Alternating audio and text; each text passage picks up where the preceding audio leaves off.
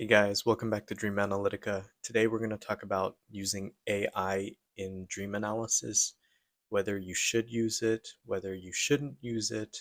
If you are going to use it, how should you structure your prompts in something like ChatGPT or something like that? I have already made a video regarding using AI in dream analysis, and I do stick by what I said in that video. It was pretty much against using AI for many proper reasons that I'll go over again today. But at the same time, I have come to learn new things regarding my personal experiences and my clients as well in using AI and how it could actually be beneficial.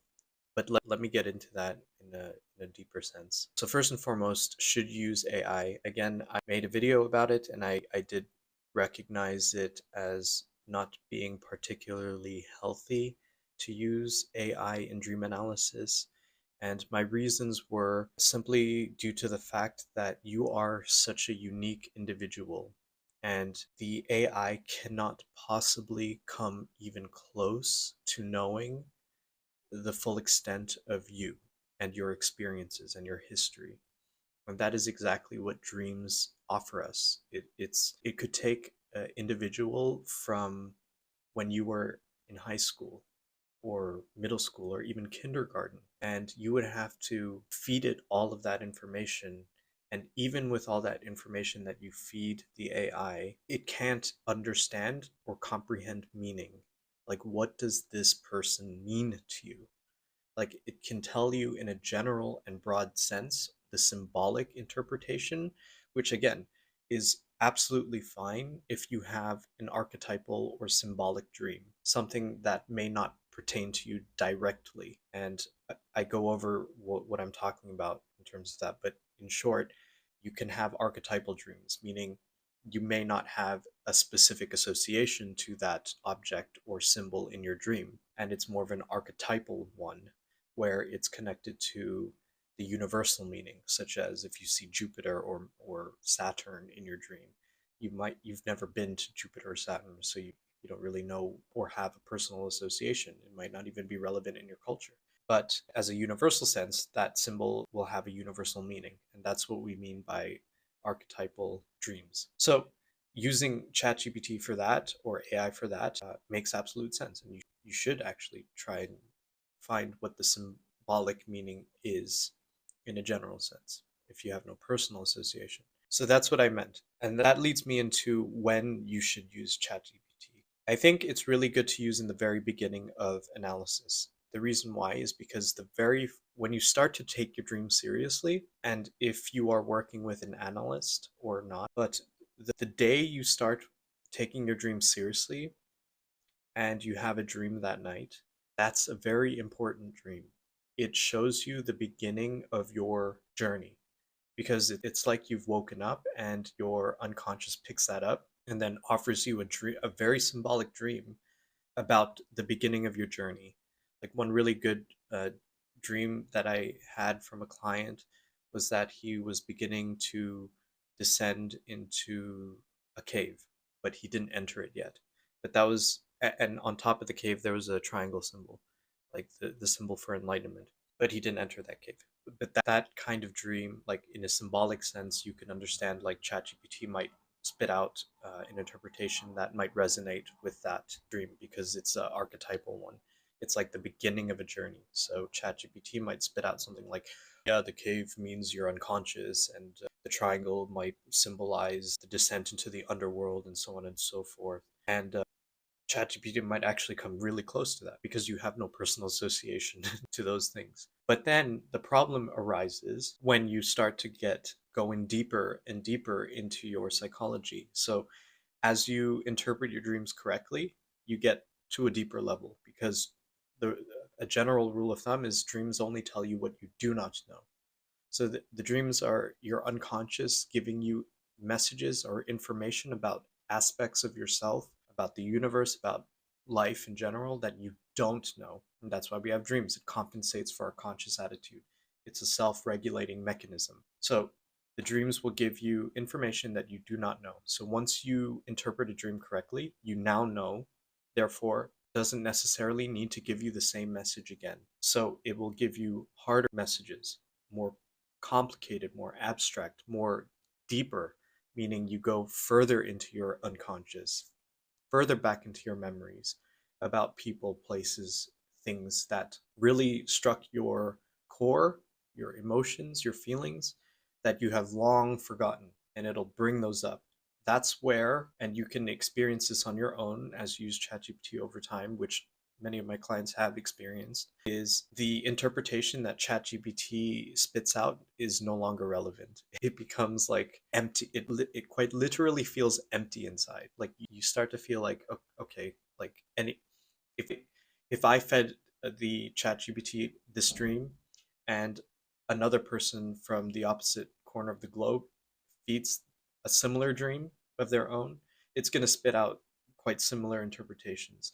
Although the actual interpretation, if you work with an analyst, is going to be completely different because it's going to resonate specifically with you. Like there was a dream about a woman. I'm talking about a client here. He had a dream about a woman, and naturally, ChatGPT would say that, okay, this woman is your anima. It represents your feelings. It represents the repressed emotional aspects or something like that, which it didn't. What it represented was an entire scene, like an event, a psychological event from his past. Like this one person in the dream, a woman, represented that entire event of his past, in his past. It was a feminine event. And that event, like you couldn't tell, like ChatGPT can't tell you that.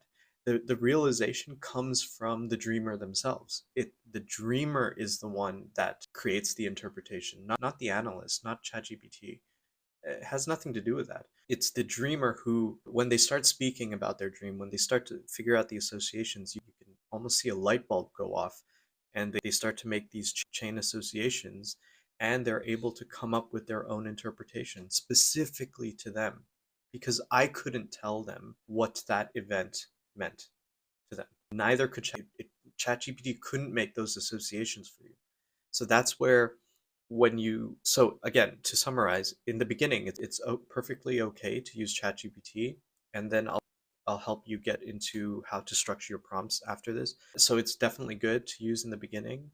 Not definitely, but it's okay to use in the beginning. But as you continue using it and relying on it, you become lazy, stop finding your own personal associations, you kind of rely, your interest in using ChatGPT or any AI language, it starts to taper off, and you start to get really bored because the responses are empty, and that's detrimental because then you start thinking that your dreams are meaningless again, and you don't, because you don't have that spark, that click that you get when you do interpret your dreams correctly, and you stop taking dreams seriously again, and you're back to square one, and then you fall into a neurosis, or life just becomes so empty. And you know dreams really do give you like the water of life. A lot of people have dreams about water. That's exactly it. It's the water of life. So it revitalizes you when you focus on your dreams. So yeah, good in the beginning, starts to taper off and become redundant the longer you use it. It's ubiquitous. It's the same experience for everyone. I'm a glorified researcher, so naturally I've done the research. I've used it to a great extent, which now leads me into, if you're going to use it, how are you going to structure your prompts? And it's quite simple. Obviously, you say, interpret this dream for me, but you have to add in the Jungian psychological framework. That's quite important because it will understand to interpret the dream using the Jungian framework, which has a lot of archetypes and symbols that it would probably associate it with. And that would really help in analyzing your dream. The other thing you really want to do, again, this comes with knowledge of dream interpretation and dream analysis. The really important thing you want to add at the end, so you say, interpret my dream using Jungian analysis or analytical psychology, feed it the dream. At the very bottom, you also want to say, include the law of compensation. Just add law of compensation there, because a lot of dreams are compensating for a conscious attitude. So in other words, your dreams will sort of apply the opposite in dreams. And it's really amazing, especially if you do it correctly, if you prompt it correctly. It's going to tell you a lot because the compensation. So if you're dreaming of falling or flying, then it's a compensation because you're too high up. So the ChatGPT will probably go like, yeah, you're too high up, you need to come back down. That's a really good interpretation. I wouldn't have done it any differently if I had an analysis with somebody. So those are the two guidelines that I would offer you. So Jungian psychology, just have that somewhere in the prompt, and then law of compensation, and those will really help. Also specify if you're a man or a woman because of the way in Jungian psychology the feminine and masculine side appear. Again, so in short, if you're a man and you dream of a woman, that's your anima. If you're a woman, you dream of a man, most of the time, it's your animus. So if you mention that I'm a 35-year-old male, then it will recognize that, okay, this character in your dream that's a woman is most likely going to be your anima. Apply the law of compensation and so on and so forth. So I hope that helps you a little bit. If you're going to use ChatGPT, again, it's all right to use in the beginning. It might even be helpful because it is aiming in the right direction. So that's why I actually support it, because for people who don't understand dream analysis or dreams in general, they're going to sort of gear towards like the spiritual, mystical aspect, which it is in some regard. But we want to aim it towards psychological balance, and we want to aim it towards the field of psychology. And that's exactly where dreams come from. It comes from our psychology. So that's where I want to aim it towards for people to understand it from a psychological perspective. Once we are in the right direction, then at least we're pointing in the right direction, and then we can start to go deeper. And then, so that's where ChatGPT is helpful in pointing us in the right direction about how dream analysis actually works, because not many people know. So I hope that answers some questions. Again, the reason I find it detrimental, as I explained before, is primarily because you're just too unique. Your experiences in your life cannot be replicated. They are specific to you, including the associations you have developed over your life. So that's where you need to learn, if you're using ChatGPT in the beginning, learn to separate from it and start to do the work, the hard work of finding your own associations and your feelings. And if you need somebody to work with, if you need a analyst, don't hesitate to write in the comments. Don't hesitate to reach out. I've left my website there for you if you need to contact me. I've also created an app, so you can download the app too, and it'll help you understand how this dream interpretation works much better.